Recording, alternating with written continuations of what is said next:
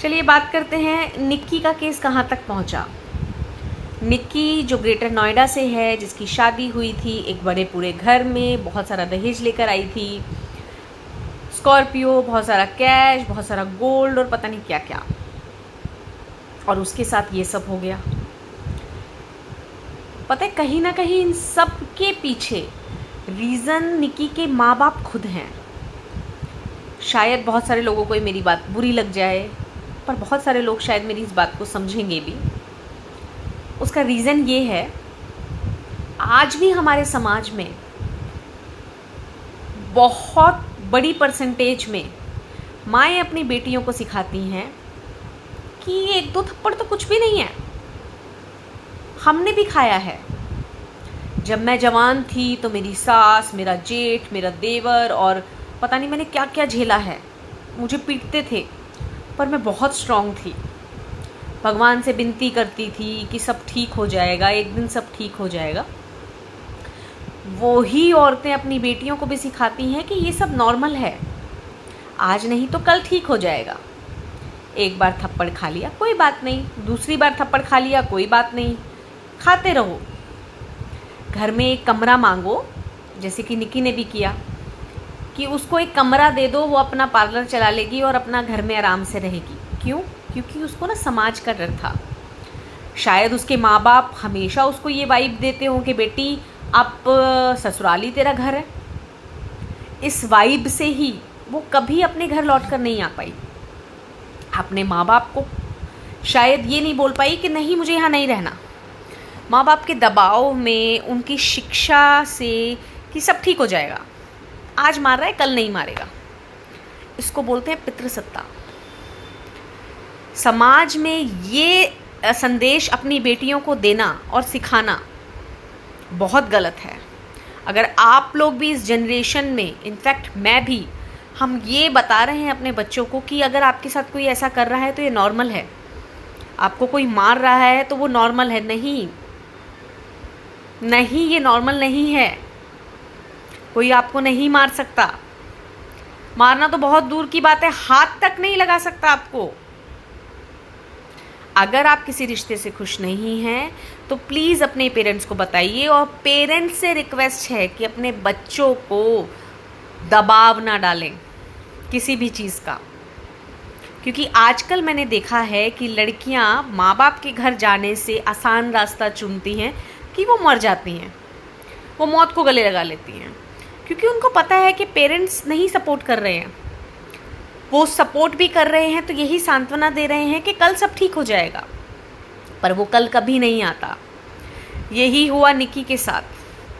अगर उसके माँ बाप इतनी बुरी तरीके से उसकी पिटाई हुई, जो वीडियो वायरल हो रहा है जिसमें उसकी सास और उसका पति उसको चिपट के बाल खींच के मार रहे हैं, उसके बाद उसके माँ बाप को पुलिस कंप्लेंट करानी चाहिए थी और अपनी बेटी को अपने घर रखना चाहिए था। उसके पिताजी ने जब उनके घर पे पार्लर खुलवाया तो उसके पिताजी उस बेटी को अपने घर बुलाकर भी उसके पैरों पे खड़ा कर सकते थे। जो पेरेंट्स दूसरों का घर भर रहे हैं स्कॉर्पियो कैश देकर और अपनी बेटी को पिटने भी दे रहे हैं, उन पेरेंट्स को FIR करानी चाहिए अगर उनकी बेटी को कोई परेशान करे, और उतना ही पैसा अपनी बेटी को काबिल बनाने में लगाएं ताकि वो अकेले अपनी ज़िंदगी बेधड़क जी सके। पेरेंट्स दूसरों का पेट भरते रहते हैं, पता नहीं अपने बच्चों को कैसे भूल जाते हैं। यही रीज़न है कि निक्की आज इतना कुछ झेल के, चाहे उसको जलाया गया हो, चाहे उसने खुद परेशानी में आके आग लगाई हो, बहुत सारी चीज़ें निकल कर आ रही हैं, सच किसी को भी नहीं पता है, पर दोनों कंडीशन में उस बेचारी की जान चली गई।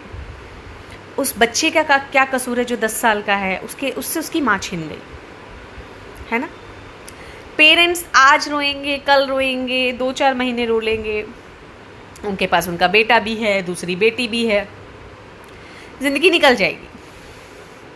सबसे ज़्यादा नुकसान हुआ उस बच्चे का और उस औरत का, खुद निक्की का, जिसने अपनी जान गंवा दी। तो कभी कभी पेरेंट्स भी बहुत देरी कर देते हैं सही फैसले लेने में। आज जितना वो भड़क रहे हैं, इंटरव्यू दे रहे हैं, फलाना कर रहे हैं, ढिमकाना कर रहे हैं, ये चीज़ उन्होंने 7-8 महीने पहले, लोग कह रहे हैं जो वीडियो वायरल हो रहा है मारने का, वो फेब का है। अगर वो उसी वक्त डिसीजन ले लेते तो आज वो लड़की इतनी अच्छी मेकअप आर्टिस्ट है, मतलब वो शायद अपने पैरों पे खड़ी होकर अपनी ज़िंदगी शायद जी रही होती। पर माँ बाप अपनी बेटी को कमज़ोर समझते हैं क्योंकि वो खुद बहुत कमज़ोर हो जाते हैं और उनको कमज़ोर करता है समाज का डर। आपको एक बात क्लियर कर दूँ, जब आप खुश होते हैं ना, तो आपको उस खुशी को किसी भी समाज के मेंबर से बांटना नहीं पड़ता। वो खुशी आपके पास रहती है, आपके परिवार में रहती है, आपके अपनों में रहती है और वो दुगनी हो जाती है। सेम जब आप दुखी होते हैं तो समाज आपका दुख बांटने नहीं आएगा। अगेन रिपीट कर रही हूँ, समाज के 4 लोग जिनसे आप डर रहे हैं, ये मैं पेरेंट्स को बोल रही हूँ, वो आपका दुख बांटने नहीं आएंगे। वो सिर्फ आपके लिए नेगेटिव बोलेंगे, सिर्फ और सिर्फ आपके लिए नेगेटिव बोलेंगे। और आप ऐसे समाज के लिए अपने बच्चों की जान की बलि दे देते हैं। आपने यही सोचा ना कि बच्ची का घर बसा रहे, घर पे बैठ जाएगी तो समाज क्या कहेगा। कौन सा समाज? आप कौन सी सदी में जी रहे हैं? थोड़ा सा इस चीज़ पे ध्यान दीजिए। बहुत सारे लोगों को शायद मेरी बात बुरी लग जाए, बट बात सच्ची है।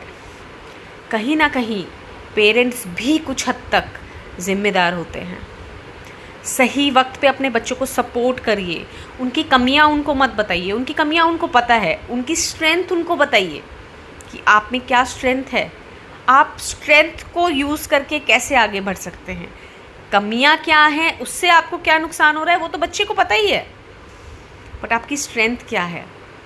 इतनी अच्छी मेकअप आर्टिस्ट, इतना अच्छा उसका पार्लर चल रहा था, वही पार्लर आपके यहाँ भी तो चल सकता था। वही पैसा आप अपने घर पे उसको रखकर भी तो लगा सकते थे। ये मैं निकी के पिता से बोल रही हूँ, इनफैक्ट सारे पेरेंट्स के लिए है ये। तो इस चीज़ को समझिए और अपने बच्चों को सपोर्ट करिए। बच्चों की बातों को, छोटी से छोटी बात को अनदेखा मत करिए, क्योंकि नहीं पता कल क्या हो जाए। धन्यवाद।